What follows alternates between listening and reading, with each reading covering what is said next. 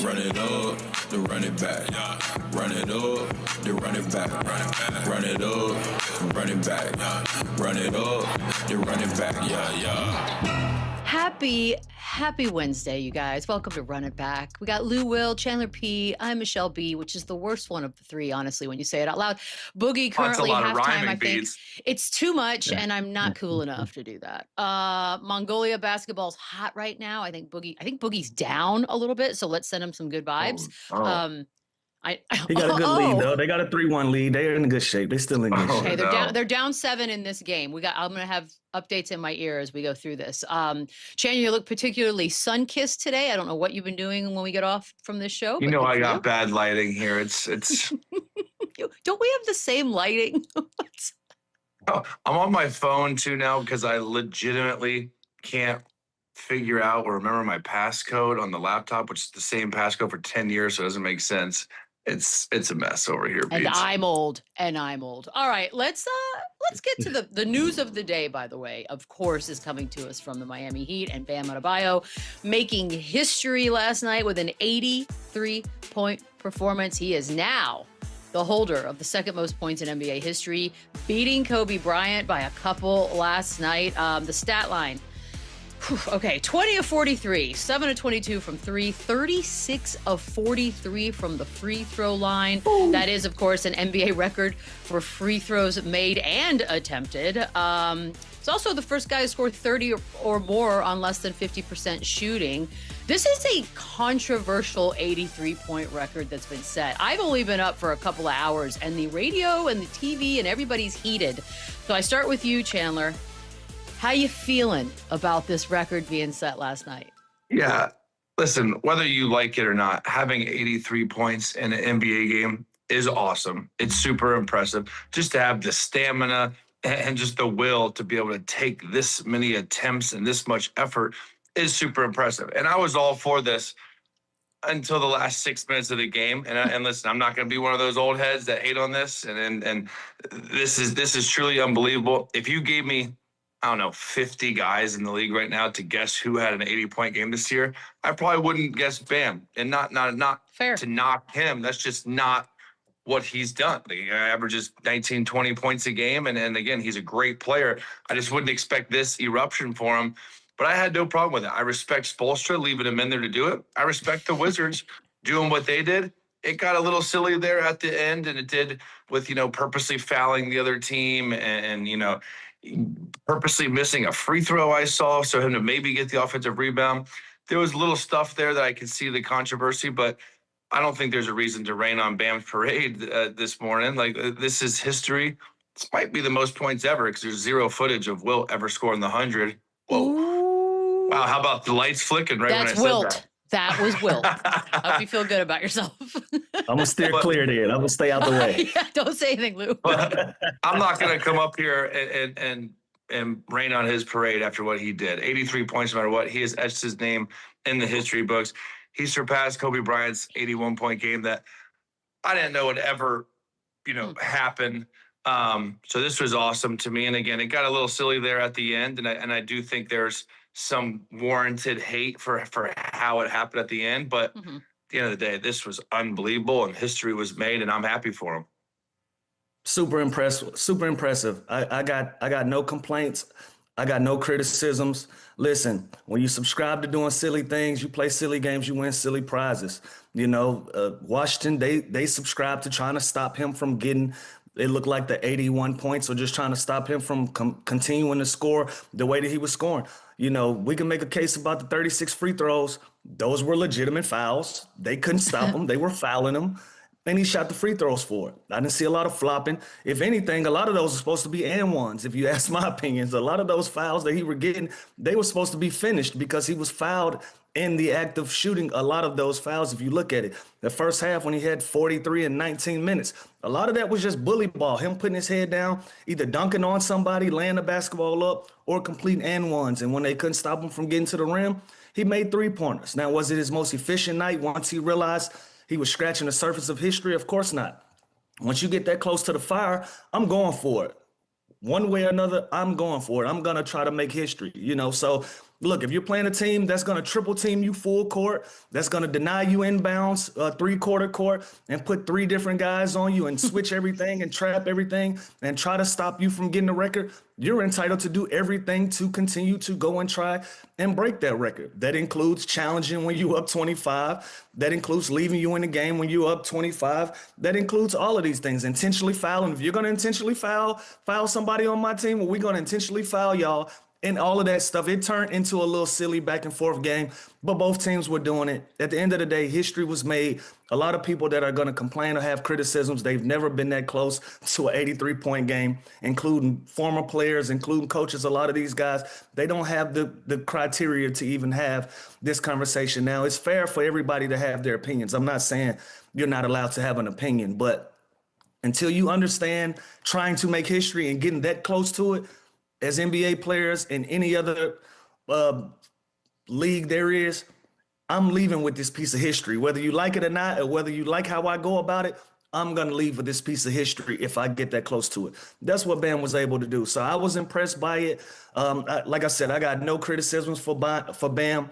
In years to come, nobody's going to care how it happened. Nobody cares how Kobe got his. Nobody cares how Wilt got his. Bam is part of history now. Salute to him. Yeah, that's what I was going to say, Lou. It's like, at the end of the day, 5, 6, 7 years from now, we're just going to see Bam Adebayo 83 points. We're not going to even look into the stat line. We're not even going to look into the challenge calls. We're not going to look into the intentional foul. Like that's not even going to be remembered anymore. So the fact that that name right there, his name this morning and forever, is on that list has got to be awesome, has got to be so humbling, and such a what a cool accomplishment for a player. Spo got me off the couch. Yeah, Spo got me off the couch. When he challenged that foul, I said, now that's a coach I can rock with because he understands 100%. In this moment, I'm going to help my guy try to be a part of history. So we're going to take all conventional wisdom out of the door. Everything that we thought we were about, everything we thought we stood for, tonight is a different occasion. Tonight is a different night. We're scratching the surface of something completely unique that we haven't seen before, that we'll probably never see again for Bam or the Miami Heat.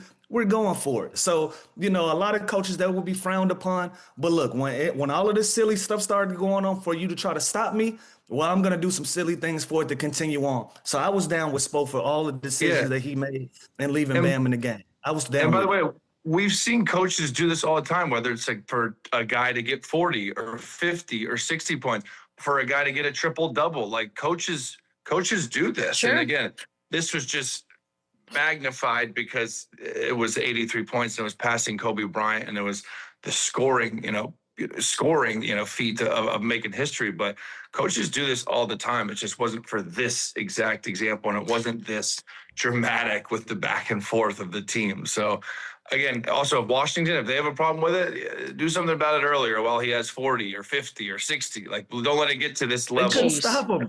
Yeah. Again, he shot 43 free throws. He got fouled 20 plus times. He was getting fouled. None of these were flops. None of this was it. Like, there were even some fouls I thought they didn't call that were fouls as well. Like, he got fouled on a couple threes. I was like, yo, that's 3 free throws.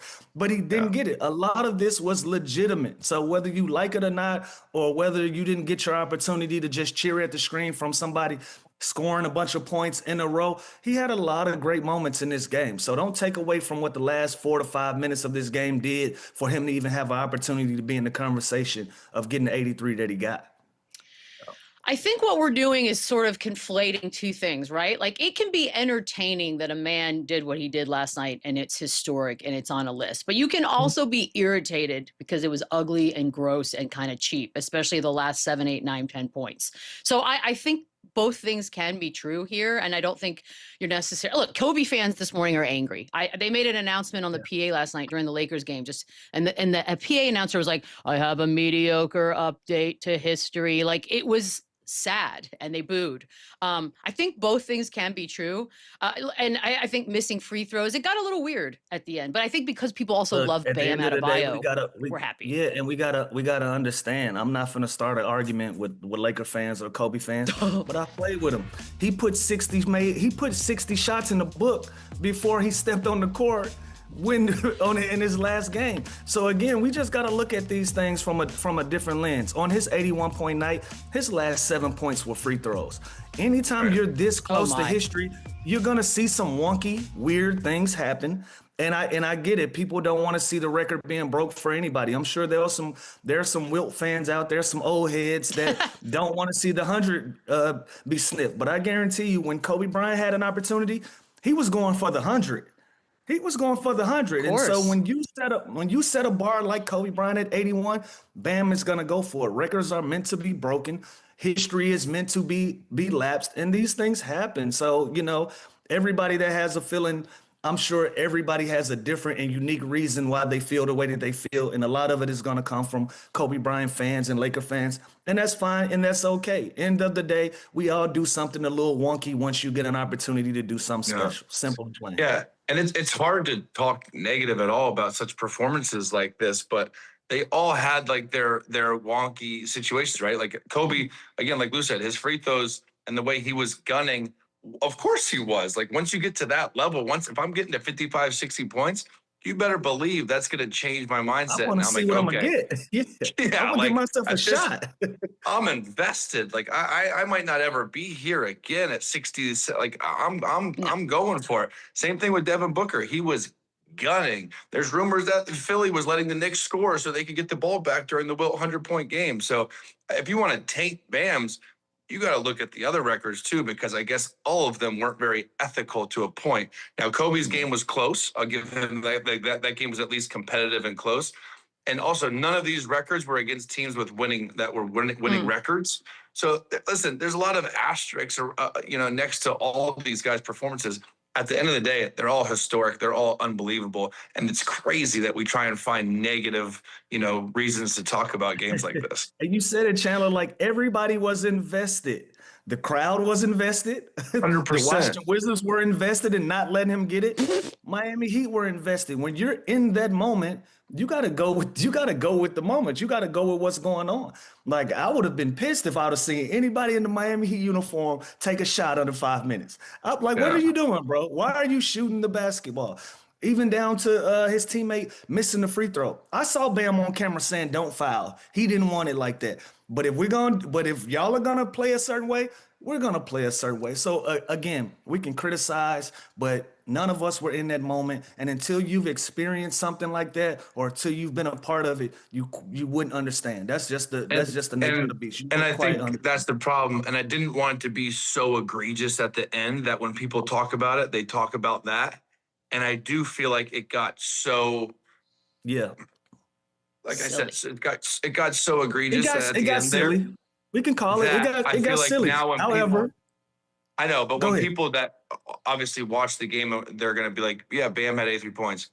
And it's going to be, something that comes after that, which is fine. I'm sure Bam's okay with that because at the end of the day, he still has the second most points in a game in the history of the world. So hate all you want. I don't care. Like it, love it. This dude is in the history books. And now I'm really interested to see, because now the floodgates are open and we got a lot of scores in this league that are going to be absolutely hunting this record, knowing it's possible. I thought that.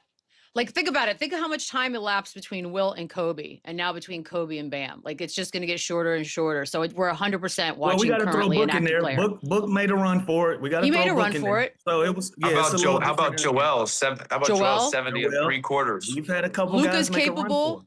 Like I think it's definitely coming sooner rather than later. And now these guys know it's in reach. Now these guys know that, and the coaches know too. Damn, Eric Spoelstra just let them rock. We're gonna have to do the same thing if that time comes.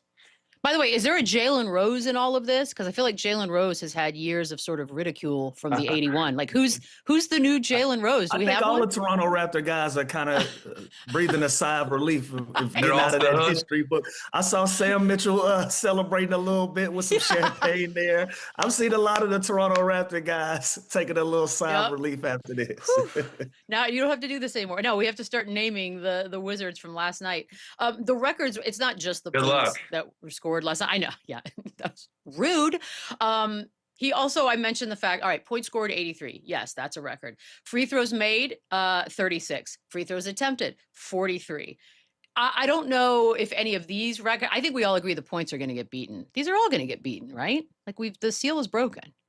You would think. Yeah, like I said, the points again. This isn't just easy. Like I don't care how good of a scorer LUKA, and if it's that easy, they would have done it already. So the fact that Bam has now done it, and it showed these scores that what they do at a high level every single night. Like when I think of Bam, I think of a great player, a defender, a rebounder. I don't think of a scorer. So that's Right. what I mean by 30, 40 guys over him that could possibly do. Like I would think Tyler Hero would have 80 on his team quicker than he would have. You know what I mean? Just go black out from three, hit 23 pointers, because nowadays you can take 40 in a game. That's not really been Bam's game. So I do think the scoring, the free throws to me is the hardest. But again, I would think it'd have to be a close game where they're hack-a-shacking somebody, or it's a double or triple overtime game. Like I can't even picture the scenario of how or when this would happen. But I think that the points, I think, is the one that would get broken, which is crazy because it never has before besides Wilt. It's coming. It's coming, Lou. By the way, does it make you feel a little differently about Wilt, Lou? And I'm not getting you in trouble here. It's a genuine question, because if Bam Adebayo can get 83, Wilt probably got 100, no? Like, come on, makes it easier. Well, listen, we saw what Bam had to go through to get his 83. We saw what Kobe had to go through to get his 81. And we've seen what Joel and Dev Booker had to do to get their 70s. 100 is a lot with no 3-point line. It's a lot. So I just got to see more footage. I don't know. I just got to see more footage. I got a lot of conflicting stories. You got to think, I played for the Sixers my first 7 years. I was around people who were around at that time that claimed they were witnesses and so on and so forth to their game. So a lot of OGs and old heads. And I don't know. It's a very conflicting thing. It should be something that shouldn't be disputed from not one person if they witnessed it. And so that's all. I love Wilt. I love history. I love Kobe. I love all of these guys.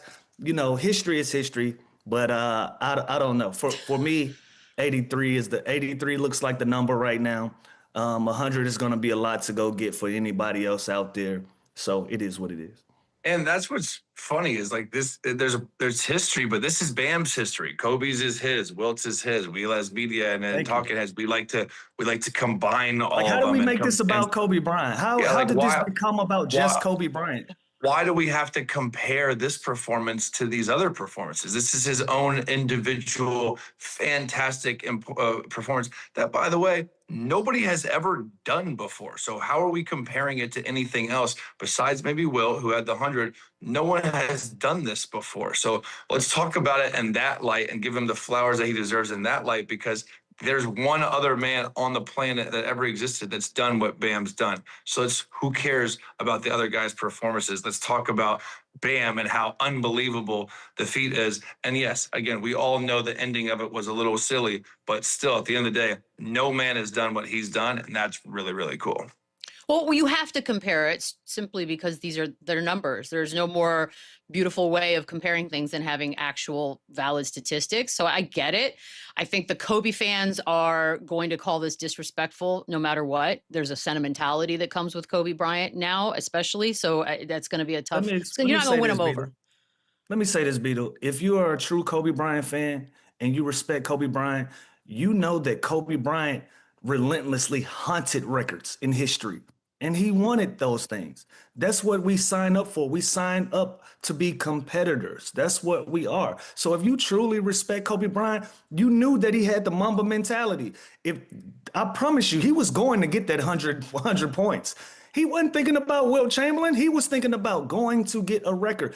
That's who he was as a competitor. That's who he is. That's why we love him, because he was relentless in trying to be the best that he can be. He wouldn't dare stop somebody short of being the best that they can be because of his record being in the way. He wouldn't dare do that. So anybody looking at it as a disrespectful thing towards Kobe Bryant, we're just kind of having revisionist history here. Like, that man wanted to cut everybody's heads off. Everybody's heads off. So if you respect him and you cherish him and you love him the way that you do, just know he would have hunted anybody and anything that was in his way of making history. Simple. You were there. You were there for the 50 shots. And I guarantee, and he was going for 100. He wanted 100. There's nothing wrong with that. We are competitors. All of these records are meant to be broken. All of these things are meant to be passed. We are competitors at the end of the day. It's just like disrespectful. Like this has nothing to do with Kobe Bryant. This has nothing to do with his performance. Like I don't understand how this Chandler, is you know it does. If you're a fan, you know it does. There's context. They're going to use Well, then that. it should be disrespectful to Devin Booker. It should be disrespectful to Joel. Like what standard are we setting in sports here where we don't want records broken? Was Well, if you're a SGA's fan. was SGA's most games over 20 points the other night where he tied Wilt? Was that disrespectful to the game? No. So stop. Like, But it's not this is- gaudy like this is. This is a gaudy number. It's going to. It's These are going to these hurt his guys' eyebrows. own. Turn your This TV is off. Bam. This is Bam Like, what wasn't y'all Adebayo. watching want him it. to do? I was But, watching yeah, a if real it- game. This was all happening while I was watching real basketball. By the way, I was was too, Beats, and I did flip. I I flipped flipped. out. I flipped to this game. Yeah, I was watching the flipped Celtics away. Spurs, but at a certain number, we all tuned in. And listen, man, we just got into a place where we got to absorb some of this and enjoy something. Can we just enjoy something in sports why right can't now? this- Can why we just? can't this No, not- not at all. Why No, can't this night I just speak be for others. about? No. Why can't this night just be about Bam and the Heat and a hell of a performance? Why is it got to be about anything else? Because he beat someone else, and that someone else has a gazillion fans You that know are who he diehards beat? and will never. No, he beat the Wizards in the game last night. That's all that mattered. Everybody in beats this the game. Wizards. Like that's not a Like, thing. I just think it's so dramatic. That's disrespectful. Like, give him a Guys. break. I'm going to, before I'm done working with you two, I'm going to try and get you understand what it's like to be a fan. Like you guys are players, so you have a completely different perspective.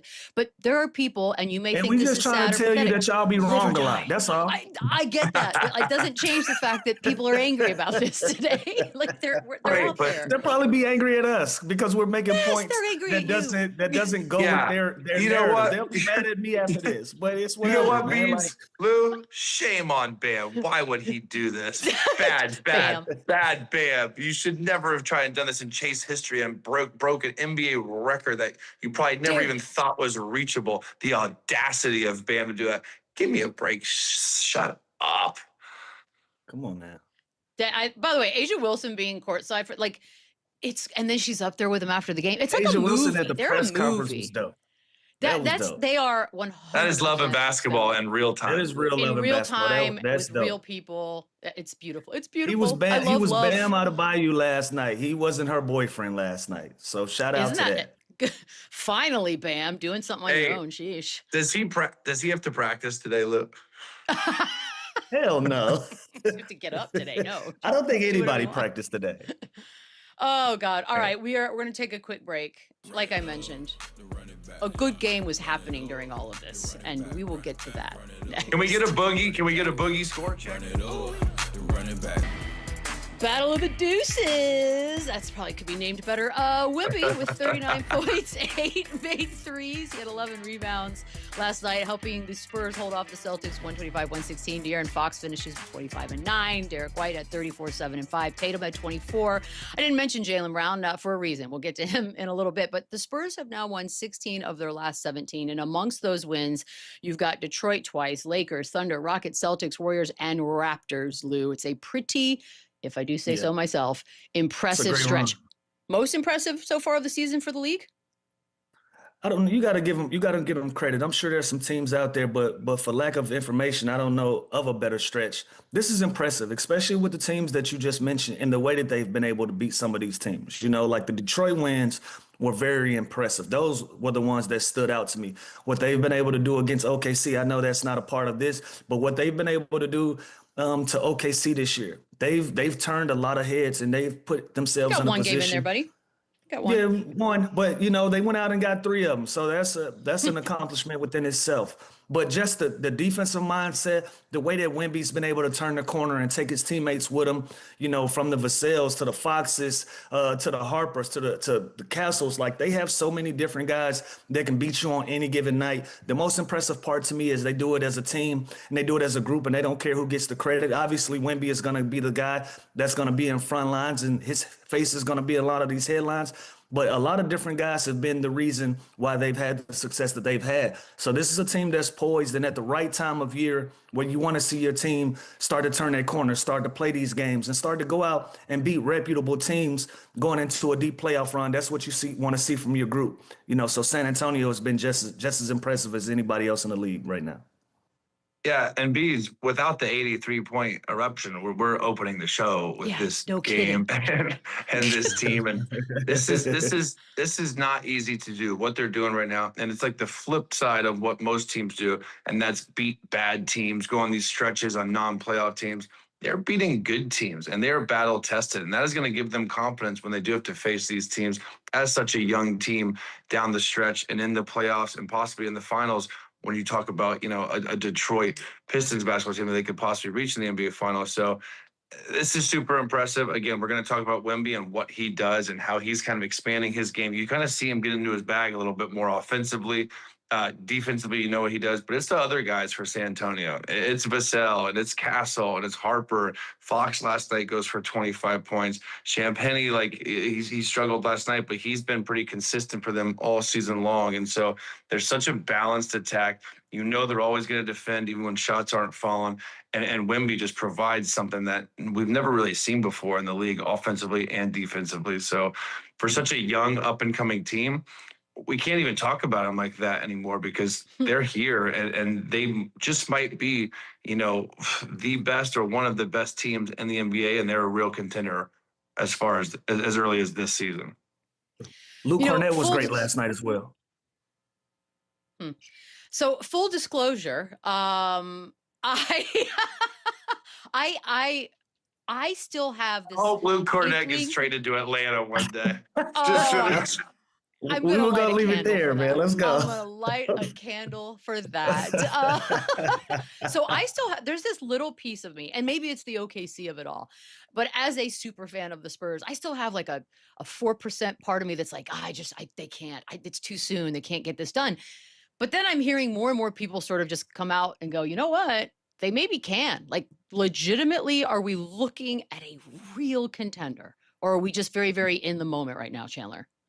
Yeah, we are. We really, really are. And again, like I said, their guard play is so good. Their size, they have a nice combination of experience. They always defend. They're tough. Mitch Johnson has done a hell of a job just getting them on the same page with everything that they do. They're so methodical, and no matter who's in the lineup, they're also like OKC. They're not quite as deep, obviously, as that roster, but it's just next man up mentality. If someone's out, they have a guy that can just plug and play and still produce similar numbers. Even when Wemby went out, think about that. I thought they were going to take a real hit when Wemby went out, and they were still so good and so solid. And so that's what's most impressive to me. And when you look at the Western Conference, obviously you have the Thunder, and they've had success in the regular season. That means nothing come playoff time. So they're going to have to get over that hump. The Denver Nuggets aren't going anywhere. They're a very good team with Nikola Jokic, who is going to present. He's the one guy in the league that can still probably have his way with Wemby offensively. So they're those two teams. Again, those are going to be the monsters that they're going to have to get through. But they're not going to be an easy out for anybody. I don't think those two teams want to see the Spurs in the playoffs either until it's the Western Conference Finals. So this team is for real. They are legit. And again, they aren't going anywhere anytime soon because they're so young, and they're also really fun to play. I never thought the Spurs were like a fun team to watch play. This team, very fun to watch. Beadle, I'll direct this to you because this is your squad, right? You almost kind of have too much success against OKC. Like the toughest thing to do. This. Yeah, well, the toughest thing to do is to go 4-1 on a team in the regular season, and then you got to see them in the playoffs and try to get past them to get to a championship run. Who's the team that's making the most adjustments? The team that lost 4 times or the team that won 4 times? It's going to be the team that lost 4 times that's going to make more adjustments than the other team. The other team kind of feels like, which are the Spurs, they feel like, well, we can beat this team. We're better than this team. While OKC is looking like, well, this didn't go right that game. This didn't happen this game. These are the things that we need to shore up and clean up in order for us to get past this team in the playoffs. So Chandler just said it, man. The hardest thing to do is to beat a team, especially when you beat them like that, to try to beat them in a 7-game series, because what you've done in a regular season means nothing. The only thing that you can get from those games are learning experiences. And OKC is going to be the team that's going to take those experiences and apply it and try to create something different in the postseason that they've experienced in the regular season playing against the San Antonio Spurs. This is why I'm glad they're in good hands with Mitch Johnson, because they won't be as arrogant as the fans. As fans, we're like, yeah, we've beaten them 4 times. Yeah, they won't think fans, that way. Michelle, you're like, oh, we have their number. Like, no problem. We're good. It's so obnoxious. It's the best part of being a fan. In the month of March, which we're not even through yet, but Wemby so far averaging 28, 11, and 4.2 blocks a game. You mentioned Jokic. Jokic has mentioned Wemby. I kind of love all of this going together, Lou. But does Wemby challenge Jokic for the role of best center next season? Is he actually a center? Like, is he actually a center, though? I don't look at him like a center. He's everything. So he should be able to challenge the best point guard, the best shooting guard, small forward, so on and so forth. But listen, if we're just talking about the center position, that's Wemby's. I'm sorry, that's Jokic. Jokic is going to be the best center in the game. We're not going to rewrite what's going on. I don't even know if Wemby recognizes himself as a center. Obviously, he's the tallest player in the league, tallest player on the court every time. So by definition, I think he becomes a center because of that. But Jokic is the best center in the game. Wemby is probably going to be one of the best players in the game. But if we're just dumbing this down by position, we can't just pretend like Jokic isn't the best center in the game right now. I like it. Yeah, I guess I've never really thought about it. Like, I've never thought about what position he would be, because he, like Lou just said, he's so versatile, and obviously his size and his height, you would put him at the 5, but I think he's more of a 4. Like, I think he's more of a stretch 4. He can handle the ball. He could also be a 3. Crazy. He could also be a 2. That's what I'm saying, Chandler. Like we can't just dumb this down to one position. But if we're gonna dumb it down to a position, it can't be the 5, because Jokic got that. He was a great 6 man. Make him a 4. He was a great 6 man. Oh my goodness, he is everything. Well, now he's competing with me, and it's a no. Now we say no to this. Cut it off. Yeah, get back in that starting lineup. You don't want that smoke. But Lou's right. Kind of like, the center position is Jokic. You can't compare the two yet. Listen, up and coming, like, would I take one of now for the future? Of course, sure. I'm going Wemby. But when you look at Jokic, what he's done and his resume, he's the best center in the NBA, and he's also the best player in the NBA. So it's tough to compare the two. But he's got some catching up to do. But again, he's not a center. I don't know. I guess he's a power forward. Like, what would we call him? He's a hybrid. He can't be a center. He can't be a center. I argued with my 6-year-old son about this, and we came to the conclusion we just don't know. We just don't know. Fair. Sometimes you just don't. Like, if you do position rankings, is he ranked as a center? Like, I don't know. Yeah, but I think if you have to pick a spot, yes. But that sounds weird saying it out loud. If we're doing rankings, we're going to slide him to the 4, because it's no list. Because by no position are you going to allow Wemby to be the second best at his position. So is he the best power forward, or is that still Giannis? No, he's better. Now we're having a different conversation. No, he's better. It ain't the 5. Can we agree that it's not the 5? Fine, but it feels weird saying that a 7'5" dude is not the 5. Like, that just doesn't feel right to my brain. That is why he's a unicorn, alien, whatever he wants to be. That's Beautiful not worldly. Alien. That's why he's the best small forward. He's the best small forward in the league. He's the best point guard I've ever seen in my whole life. He also went viral last Friday. We didn't even really touch on this yesterday or at all on Monday, because they played the Clippers. They were down by 25. It was like, I think, the second greatest comeback or something crazy like that. And he's emotional about it, right? And yeah, it's the month of March. And I will say this, my timeline is usually very negative. However, on this particular day, I saw more people in this business, in whatever capacity, praising that this is the kind of stuff we need more of in the league. Now, there are a couple of haters, and we'll get to them in a second, that didn't like it. But what'd y'all make of this moment? Lou, you hated it? I didn't mind it one bit. A little emotion is good for the game. Now, right? We're talking about as players. Now, are we going to make a little fun of him crying during a regular season game? Absolutely. But listen, all of us have had nights where we've been overwhelmed, or we feel something and the game brings it out of us. Every single one of us has had a night. Pat Bev is being critical. Remember how Pat Bev felt when he won that play-in game. The play-in. Everybody has a night that everything comes crashing down and you feel like you've accomplished something and you've done something special and it overwhelms you. It's Sure. no different. So Wemby having that emotion, I loved it. I think it's good for the game. I think it brings people closer. I think it makes us more human. It makes people feel like we care about the games in a business where they think that players only care about getting paid and we don't care about winning. This was special to see. So I'm down with this. Chandler, why are you? What's happening? I just don't know. I just don't know how I feel about this. Again, I think You it's don't great like it when men cry. Tell me the truth. No, are we sure there's nothing going on personally in his life that night around that time? Like maybe been. there That's what I was said, something. Chandler. Like sometimes in a night in the life, you can get overwhelmed with just everything going on, and it comes out. Yeah, I'm completely guessing, but that's where I think there's something in his life that someone wasn't able to be there, or because crying.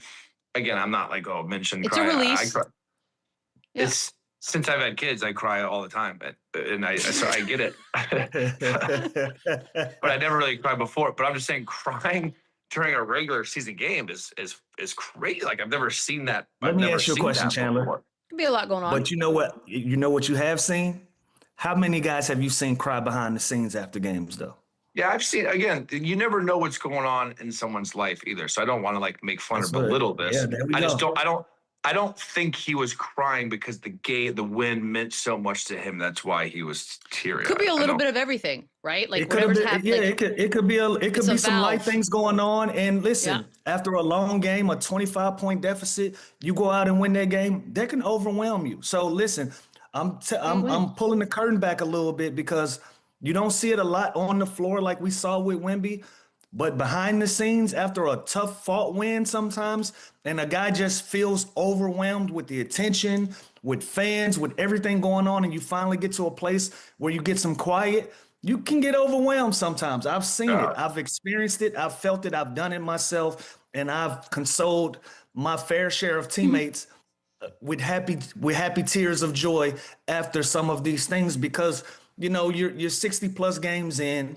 You're away from your family. You're on the road. You're traveling. You might be a little irritable. You might be a little stressed out. You got playoffs coming up. You got expectation levels. Sometimes that stuff spill out. So I wasn't tripping at all.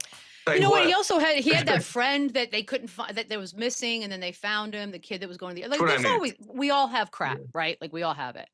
It's got to be something else. But also, this guy's going to lose his mind when they win a playoff series of the championship. I can't wait. I'm going to be bawling. It's going to be amazing. You cried in March beating the Clippers. Can you imagine when they win the whole thing? Also, Europeans are not taught to stifle their emotions, if we're being honest. You know what? They're supposed to just let it go. Let it be free. Be cool. Speaking of emotions, good Lord, Jaylen Brown. This was actually an entertaining stretch of seconds, I suppose. But here we go. He did get tossed after this one. He gets pushed out of bounds. He's not happy about it. He's voicing his opinion to the refs. Gets teed up. And then immediately keeps going. And you could sort of tell, like, he's about to get thrown out. And sure enough, that's exactly what happens. Goes to the locker rooms, immediately tweets, "This is the crap I be talking about." So he got his money's worth. Yeah, Chandler? I feel like I felt that watching this. Get it. Yeah, if you're gonna get tossed, get your money's worth. Again, I don't think the initial play was that bad either. Like the shove on Castle. So this is something leading up to this. And I will say the referee, he gave him multiple chances. Like after he even walked 94 feet to him, then he went back and back. The ref had to do it. And again, warranted, sure. But Jaylen Brown, obviously, in a game like this, of this magnitude too, you never want to see the best players get tossed, especially so early. And this was a huge game. And these are two teams that we're looking at as possible contenders. So you want the best players on the floor. But at the end of the day, this referee, I think his name's Tyler. Maybe I made that up. Tyler, I think Tyler. He had patience. Like he gave him a little grace there until he didn't have to anymore. So he kind of pushed his hand there. The crew chief is the first tee. The not crew chief is the second, and that's Missoula called that guy a hall monitor. So that'll be probably a little bit. Hey, that's what I mean. Tyler, we just talked about it. Everybody is a little frustrated and a little irritable right now. March. Well, now how you show it and how it comes out, it can be some different things. Because he was pushed out of bounds, cool.